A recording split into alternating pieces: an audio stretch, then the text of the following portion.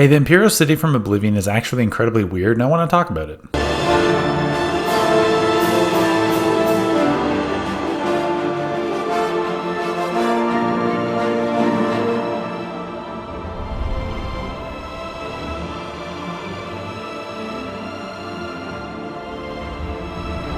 Look, I could talk all day about how much I love Oblivion, but no, what I really want to talk about is how much I love the ugly little freak that is the design of the Imperial City, and how its weird little world design choices sort of embody this chaotic direction of Oblivion itself. Let's get into it. Oblivion takes place in the province of Cyrodiil, located in the continent of Tamriel. The Imperial City is the capital of Cyrodiil and sits within the center of the province. It's sort of the central point from which the Emperor rules over Cyrodiil and all of the Imperial's domain. The city itself sits atop an island within a major river basin in Cyrodiil, surrounded by massive walls. Within the city's walls, it is organized into districts forming a circular pattern around a large spire in the middle, known as the White Gold Tower, where the Emperor lives. The tower in the city was built long time ago by a race of proto-elves known as the Altmer, but has more or less been occupied in some form or another ever since. The Imperial City is a fairly long-standing location in the Elder Scrolls, dating all the way back to the first Elder Scrolls game, the Elder Scrolls Arena. In Arena, you could travel across the entire world of Tamriel, and if you're in the area, you could stop by and visit the Imperial City itself. In fact, it was a major location in the game's main story. Unfortunately, since Arena's playable world was so large, the Imperial City was, well, it kind of looked like virtually every other city in the world. In fact, it didn't even feature Imperials at the time due to an oversight on the developers' part. They programmed in 8 different humanoid races, 1 race exclusively for monsters, and forgot to add the Imperials to the Imperial City. Who needs them anyways? In Oblivion, however, it has 3 dimensions, it has grandeur, it has prestige. The characters in it walk around and do things and talk to each other, and you can sell stuff.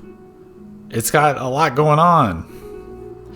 And yet it's still kind of a mess. I've sold some things there. Sorry, I was an odd one. Look, in order to understand what I mean, I need to start by showing you the world.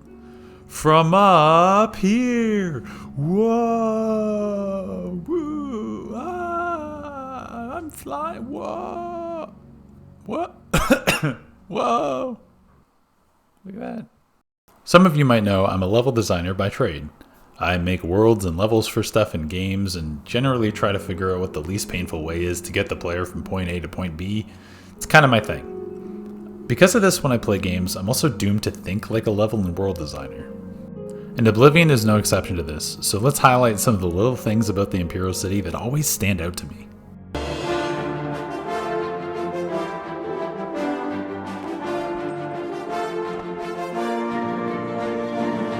One big thing I noticed in Oblivion more broadly is a general absence of sprawl. Sprawl is the term for communities which extend past the boundaries of a defined space.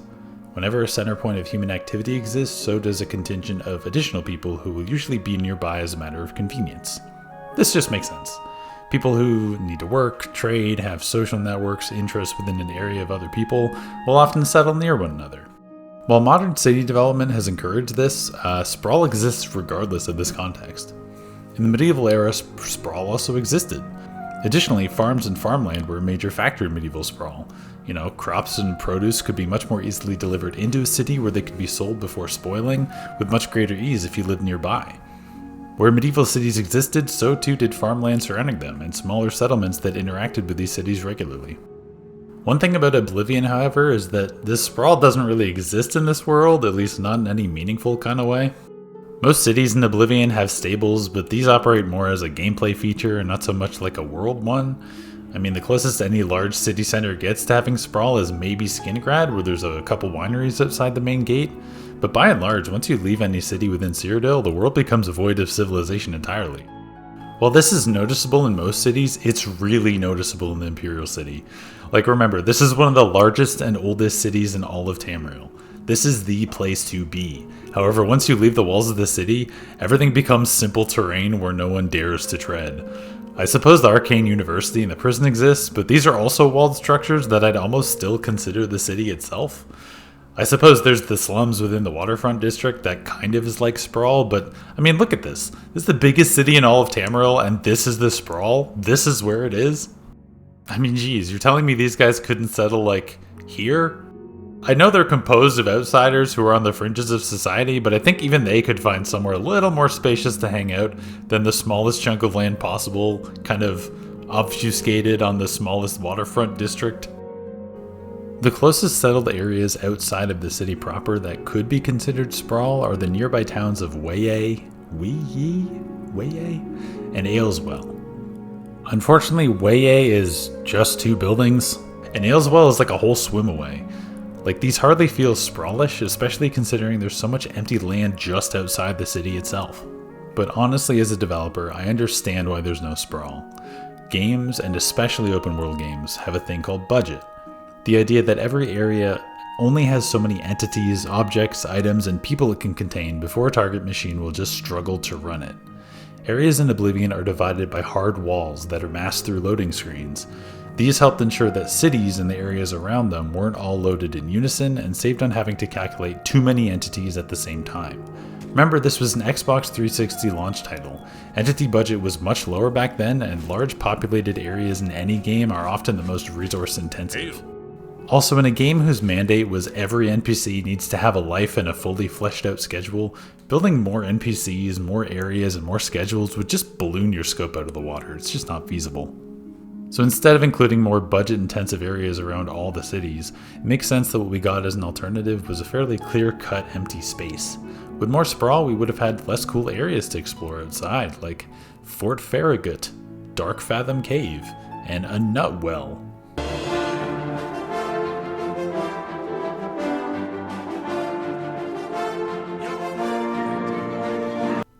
The Imperial City is in a weird place. On paper, major metropolitan city with a huge tower set in the middle of an island with a bridge leading to it sounds very, very cool. However, I want to highlight some things that are actually quite wacky with that setup with regards to pathing. A key thing about city is trade. Ideally, a major city wants to have a healthy and easily accessible series of trade routes. After all, more money means more power, and big cities like power. Unfortunately, the layout of the Imperial City makes it kind of impossible for traders to get their goods to market. When a trader or anyone else arrives at the city, they're greeted with a frightening sight. How steep is this hill? Holy crap, look at this thing. This is the only path leading in and out of the city. Everybody walking into or out of the Imperial City has to walk up or down this every single day. That's unhinged. But back to the trader thing for a second. So you're a visitor or a trader coming into the city. You go through the main entrance and only entrance to the city. Hey, why is the trade district on the opposite side of the city from the entrance? It's just like tucked into a corner. I have to bring my goods all the way across the city just to offload them? I mean, look, even if I'm arriving by boat, it's not that much closer. I mean, I know warehouses exist, but someone's got to haul that all the way down there for sale. Jesus. And presumably, especially if you're a trader, you'll have a horse, a wagon, a buggy, things to help you get around more easily. So you'll enter the city proper and realize that every single connection point between 2 districts in the city has a flight of stairs between it. Every single one of them does. So when you're traveling in the city, you're not using a horse, that's for sure. And you could argue, oh, maybe horses just aren't allowed. But it's not that they're not allowed, it's that it's impossible to use them at all. Even if you don't want horses marching around in your city for, livable reasons, it's still also a problem that you can't have royal ceremonies. You can't march your troops on horseback through the city at all. You can't move anything on wheels in a wagon through your city because there's just stairs everywhere. Even if you're living in the city, you have to walk up and down flights of stairs constantly just to get anywhere. You'll also notice that the Imperial City is organized in a ring around the Imperial Palace in the center, which also houses a graveyard. So when you or people living in the city are traversing it, they either have to walk around the ring to get to where they need to go, or cut through the Imperial Palace and walk through the graveyard or up the biggest flight of stairs you've seen in the city.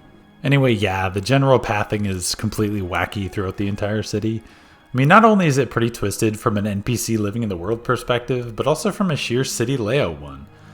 Like, I know this is an old city built on the ruins of a previous generation, but I feel like at some point infrastructure maybe just needs to be reworked so that it's usable for the people living in it. Like, how do you live like this? But that's kind of just the beginning of it. Like, let's zoom out a layer and look at the macro here. Now, I touched on this before, that there's a bridge leading in and out of the city. This is the capital city of Imperial Cyrodiil. It's a bustling metropolis and home of the Emperor. It is a key strategic point that makes or breaks the entire empire. And there's one bridge leading to it. In a medieval context, if an enemy comes to attack your city, they're probably going to make camp, lay siege outside of it, and try to cut off your supplies to starve you out. That is incredibly easy to accomplish if you have one path leading in and out of your city. If that bridge goes away, that's a lot of people who are going to die. I just think this is such a funny little detail. Like, it's really cool aesthetically and really lends this bridge a sense of importance, but it's such a horrible little world-building quirk, I just can't help but laugh at it. Okay, to be fair, there's two bridges, but this is the other one. I don't think that counts. It's barely a bridge. It's more like a pedestrian walkway. It's also worth noting that while I've not played the Elder Scrolls Online, while doing research for this, I've noticed they actually address this, and they've added multiple bridges to the Imperial City in that game, which certainly seems much more befitting than what it's got going on here. But wait, I hear you say, it has a dock and a trade port. I mean, surely that's good enough to get supplies in and out of the city. Right, well, let's talk about Waterways.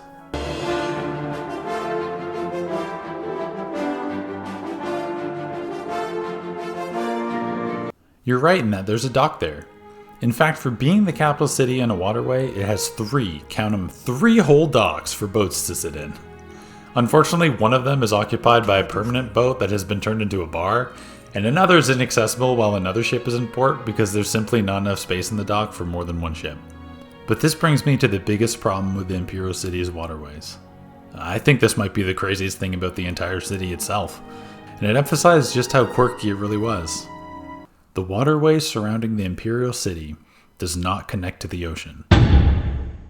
That's right.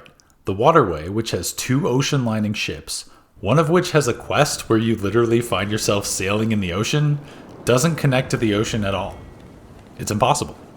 You can see that there's no routes away from the city that would lead to the ocean, except for the southernmost one. Come with me and let's follow this waterway to see where it goes. We'll follow the map down the direction of the ocean and you hit Leowin, a land bridge paths outside of Leowin that connects to nearby swamps.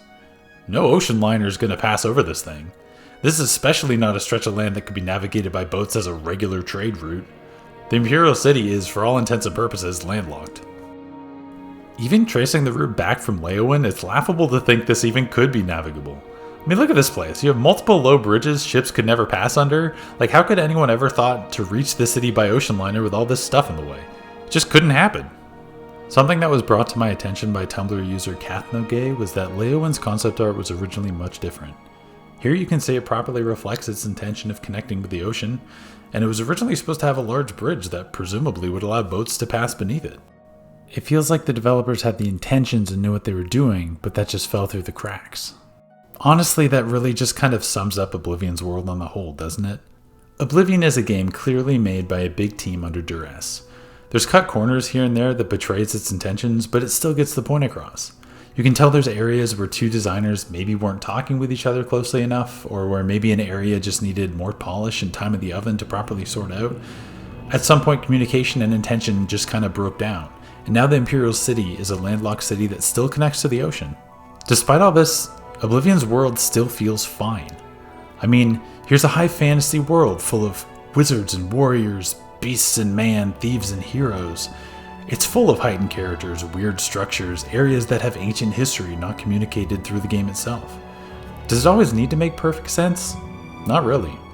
Do we even notice when it doesn't make sense? Hardly.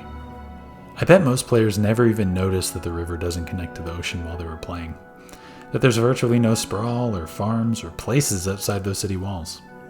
Nobody really noticed that the hill outside the city was 70 degrees tall. If they did, nobody really cared. When you're exploring the world and playing the game, it doesn't really matter much. As a developer, I've seen firsthand how meticulous attention to detail can sometimes hurt a location as much as it helps it. And as hard as it can be to admit to ourselves, sometimes those little details don't really matter. What matters is stopping the Mythic Dawn and Mehrunes Dagon.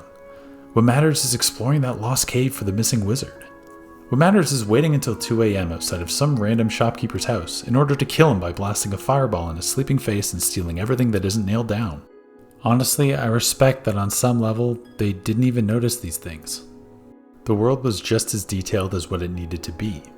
Just believable enough for the game to work. The Imperial City wasn't meticulously outlined, and it had imperfection, but those imperfections were outshined by a cool circular city set on an island with a big fucking tower in the middle of it. It's okay for details to get lost along the way.